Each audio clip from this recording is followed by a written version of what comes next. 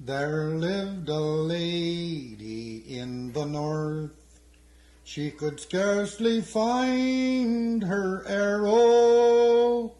She was courted by 9 noblemen at the Donny dims of the Yarrow.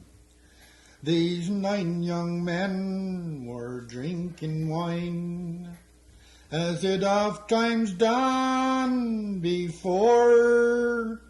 They raised an attempt among the 9 to fight for her at the Yarrow. Her father had a young ploughboy, and Sarah loved him dearly. They dressed him up like a nobleman to fight for her at the Yarrow.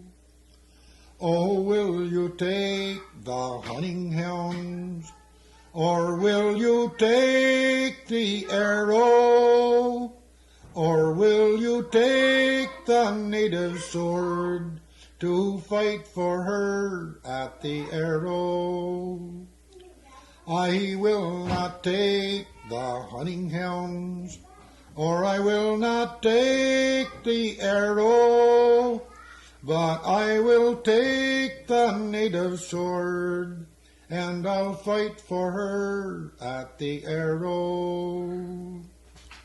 Oh, he went way up on the high hill, and down the lane so narrow.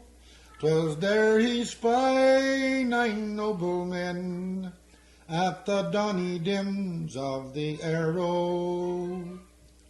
It's 3 he drew, and 3 he sling, and 3 were badly wounded, when her brother John from behind the bush, he shot him with his arrow. Go home, you false young man, and tell your sister Sarah that her true love John is dead and gone at the Donny dims of the Yarrow. Oh, mother dear, I had a dream. I hope it proves no sorrow. I dreamed my true love John was dead at the Donny dims of the Yarrow.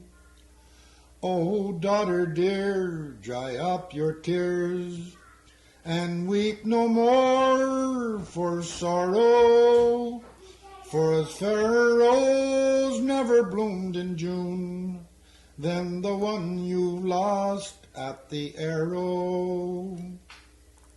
She went way up on the high hill, and down the lane so narrow, and there she spied her true love John. He was dead and gone at the Yarrow.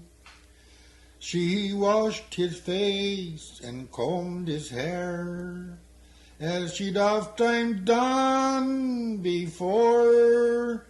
She wrapped a cloth around his slate and drew him to her arrow.